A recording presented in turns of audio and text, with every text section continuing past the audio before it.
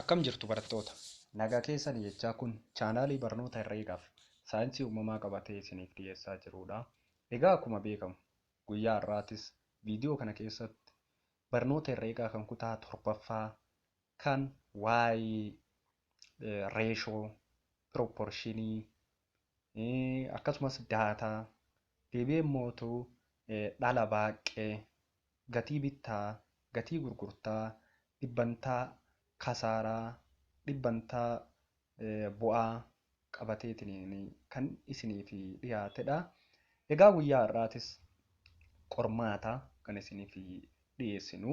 Qormaanni kun akkuma asirratti argaa jirtan firoomsiin jira. Akkasumas immoo filannoon jira fi hojjedhuun jira.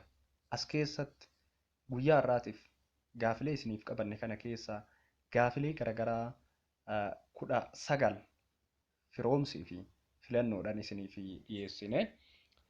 Gaafilee kanneen dursa haalli adeemsa hojii isaa akkuma asirratti argitan kana ofii keessanii yaaltanii erga kaatanii booddee deebiin isaa gara xumuraatirratti kan inni jiru jechuudha. Kanaaf tokkoon tokkoo gaafilee kanaa suuta jettanii erga dubbistanii hojjettanii booddee dhuma irratti deebiin jira waan ta'eef achirraa ni mirkaneeffattu jechuudha. Qajeelcha 3 qaba. Tokkoffaan firoomsidha. Lammaffaan immoo filannoodha. Sadaffaan immoo hojjedhuudha jechuudha. Akkuma asirratti argitan kan jalqabaa gaafileen 8 kun firoomsidha jechuudha. Firoomsii kana suuta jettanii dubbistanii hojjechuu ni dandeessu. Hojjechuudhaaf immoo viidiyoo kana gidduutti dhaabaa yoo hojjettanis ni taha. Mee gaafilee kanneen tokko tokko isaatiin waliin ilaalaa deemnu. Gaafiin tokkoffaan bu'aa jedha. Maalummaa bu'aati. Lammaffaan immoo kasaaraa jedha. Kasaaraan maal akka ta'e hiika isaati. Sadaffaan kuufama jedha. Kuufamni maal akka ta'e. Giraafii fakkiilee jedha. Inni kun baay'inaan kutaa gadaanaa keessas ni jira. Waa'ee giraafii daataa fa'aa keessatti kan inni jiru. Naannoo kutaa 5ffaa kitaabota durirraa kan inni jiru.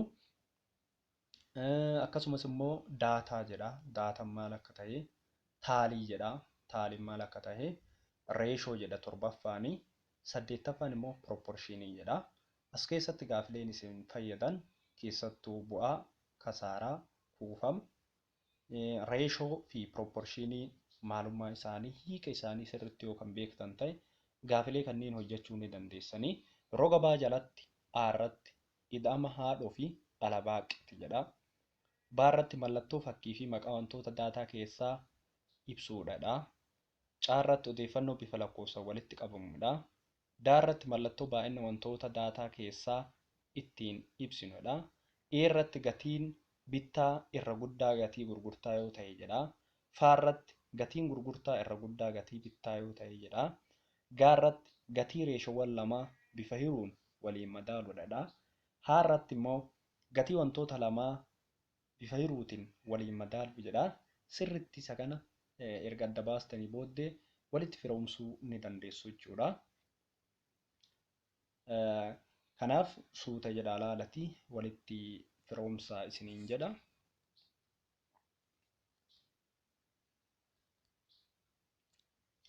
Ka'itaan immoo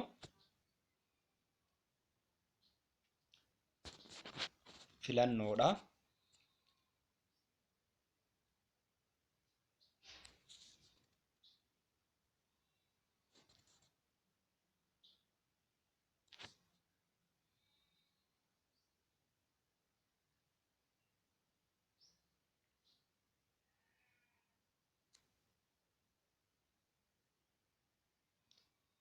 Akka isiniif mijatuuf viidiyoo gidduutti dhaabaa yoo hojjettan haga tokko irra isinii gaariidha. Maaliif yoo akkatti viidiyoon kan isin jalaa deemaa hojjettan ta'e isiniif mijatuu baachuu danda'a waan ta'eef viidiyoo gidduutti dhaabaa yoo hojjettan gaariidha isiniin jedha. Gaafii filannoo keessaa gaafiin 9ffaan kanneen armaan gadii keessaa reeshoo 24 gara 36 kan ta'e kami jedha. Inni kun waa'ee reeshooti. Reeshoo akkamitti barbaaduu dandeenya yookiin hojjechuu dandeenyadha. Meeqa ta'a jedha. Aan 2 gara 3 jedha. Baan immoo 4 gara 6. caan 3 gara 2 daan 12 gara 16 jedha. Kurnaffaan immoo reettii dhala baaqee 15% dhala qarshii 2,400 waggaa 4 keessatti baankii irraa argachuuf jalqaba qarshii meeqa teessifachuu qaba? Namni tokko reettii dhalaa parsantii 15 dhala qarshii 2,400 waggaa 4 keessatti argachuudhaaf dhaqee baankii jalqaba qarshii meeqa kaawwachuu qabaa jechuudha. Aan 1,440 baan 4,000 caan 2,400 daan 14,400 jedha.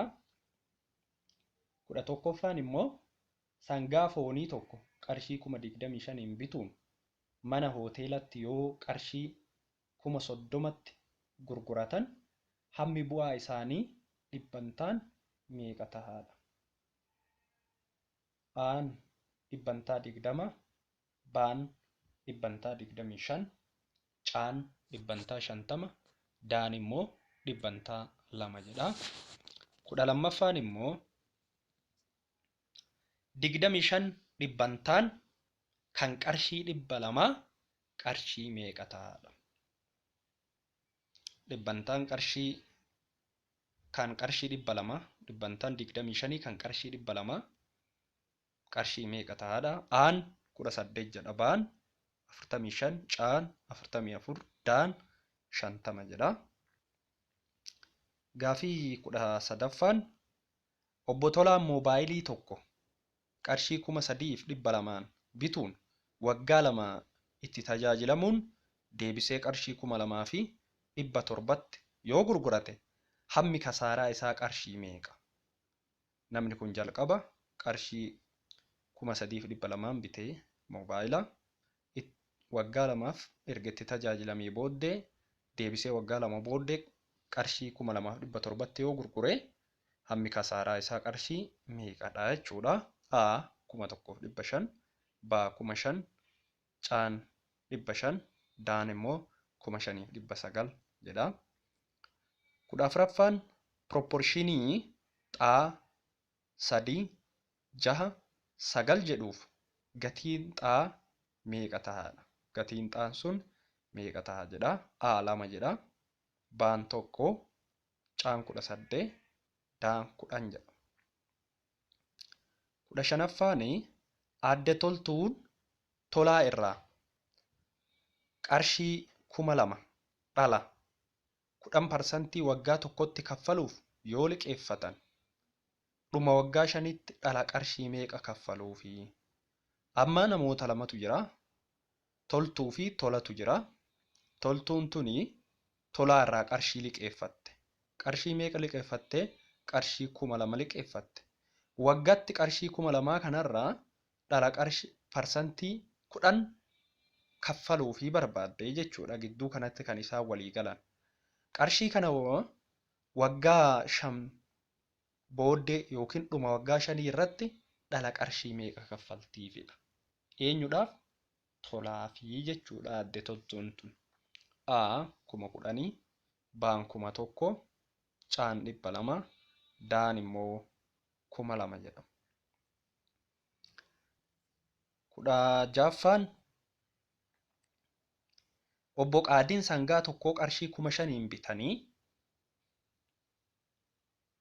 bu'aa 20% buufatanitu gurguratan. Qarshii 5,000 ka bitan kana dhibbantaa yookiin parsantii 20 irratti bu'aa buufatanitti gurguratan. Gatiin gurgurtaa sangaa kanaa qarshii meeqa? Parsantii 20 sana erga irratti bu'aa buufatanii gurguratanii sangaa kana qarshii meeqatti gurguratudha? 17ffaan qarshii 2,000 reettii dhalaa 10 dhibbantaatiin waggaa tokkotti kaffaluuf yoo liqeeffate dhala qarshii 1,000 kaffaluuf waggaa hangamii itti fudhatedha? Namni tokko qarshii 2,000 reettii dhalaa 10% waggaa tokkotti kaffaluu barbaade liqeeffate dhalammoo qarshii 10,000 kaffaluu yoo barbaade qarshii 10,000 kana kaffaluuf waggaa hangamitti fudhataadha? Aan 2, baan 5, caan 10, daan duwwaa tuqaa 5 jechuun walakkaa waggaa jechuudha yookiin ji'a 6 jechuudha. 18 daldalaan tokko meeshaa suphaa konkolaataaf oolu qarshii 5,000 yommuu gurguru dhibbantaa 20 kasaareeti. Maalidhaa daldalaan kuni meeshaa suphaa konkolaataaf oolu 5,000 gurguree yeroo 5,000tti gurguru yookiin 5,000 yeroo gurguru sana parsantii 20 kasaareet 5,000 gurguree jechuudha. Gatiin bittaa meeshaa kanaa qarshii meeqa ta'adha?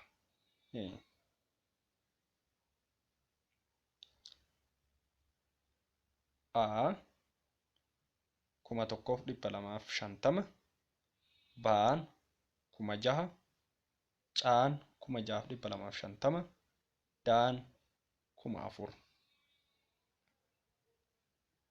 19 obbo Roobaan qarshii 9,000 dhala 20 dhibbantaa waggaatti kaffaluuf baankiitii yoo liqeeffatan kuufamni waggaa afuraffatti kaffalan meeqadha?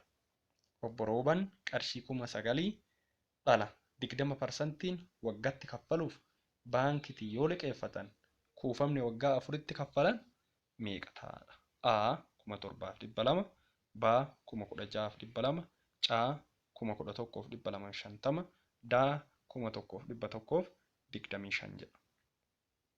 Egaa gaafileen hanga ammaatti isiniif dhiyeessine kan firoomsii fi filannoon isiniif dhiyaate jechuudha. Walumaa galatti gaafileen 19 kana fakkaata. Viidiyoo gidduu gidduutti dhaabdanii akka hojjattan abdiin qaba. Kanatti aansee immoo gaafilee kanneeniif deebii isaanii tokko isaatiif kan deebii ta'a waan ta'eef viidiyoo kana keessatti amma itti aansitee ni argattu. Deebii isaa kana laaltanii irratti hangam akka argattan laaluu ni dandeessu. Akkasumas immoo adeemsi ittiin isiniif hojjetamu yoo kan isin rakkisu taate karaa chaanaalii telegiraamatiin yookiin immoo weebsaayitii diskiripshinii kana keessa jiruun tuqxanii yaada keessan komentii irratti yoo barreessitan kallattiidhaan waan jiru argachuu ni dandeessu. Egaa deebiin isaa kana fakkaata jechuudha akkuma asirratti argitanii.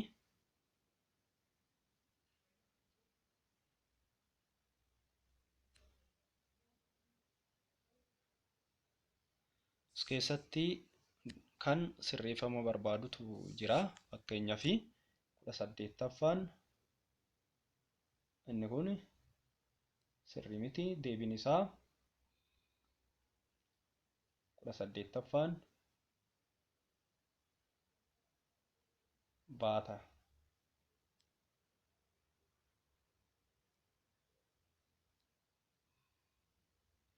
18 deebiin isaa baataa jechuudha. Kanaaf tokko tokkoon irra deemtanii ilaaluu ni dandeessu. Viidiyoo gidduutti dhaabaa yoo irratti ilaallattan tokko tokkoon ni ta'a. Yoo kan isin rakkisu taate deebii kana barreeffattanii kaatanii viidiyoo irra deebitanii tokko isaa dhageeffachuu ni dandeessu. Isiniin jedha. Inni itti aanee jiru immoo gaafiin qajeelchi 3ffaan jechuudha. Hojjadhuudha.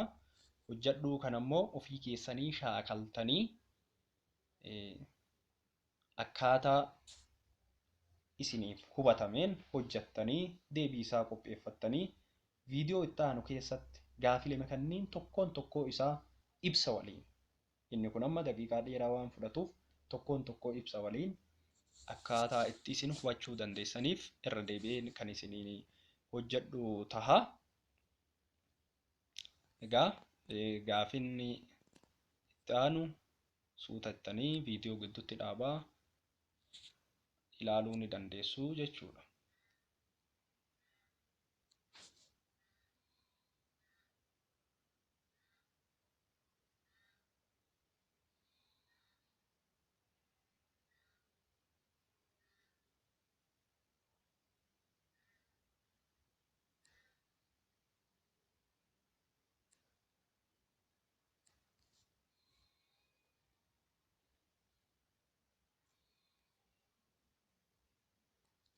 Yoo isinii dubbisu tokkoffaan obbo Obsaan qamadii kuntaala 7 qarshii 20,000 bitanii qarshii 25,000tti yoo gurguratan bu'aa fi dhibbantaa bu'aa isaanii meeqadha?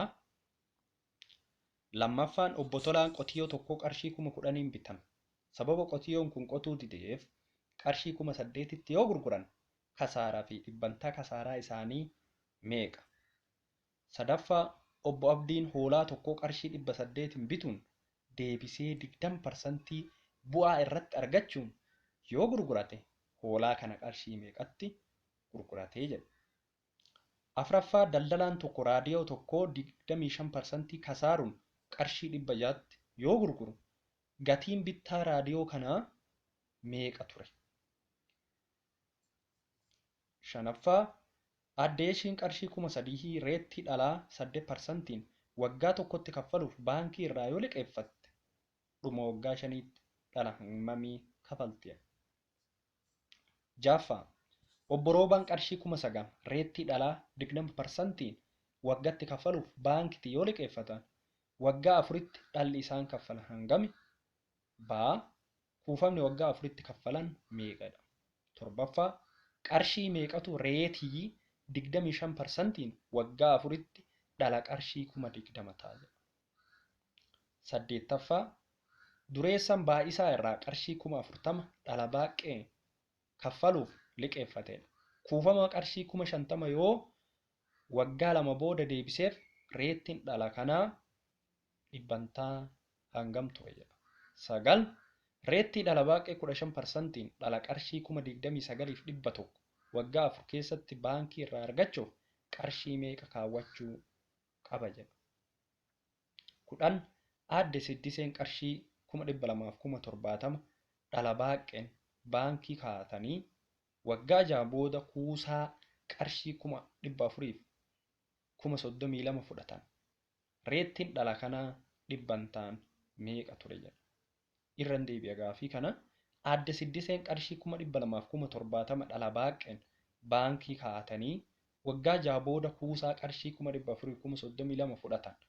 Reettiin dhala kanaa dhibbantaan meeqa ture jedha. 19ffaan foormulaa tokkoon tokko ibsamoota armaan gadii barreessidha. Foormulaa bu'aa fi dhibbantaa bu'aa, foormulaa dhala baaqee, foormulaa reettii, foormulaa yeroo kasaaraa fi dhibbantaa kasaaraa, kan haadhoo, kan kuufamaa tokkoon tokko isaa barreessi jedha.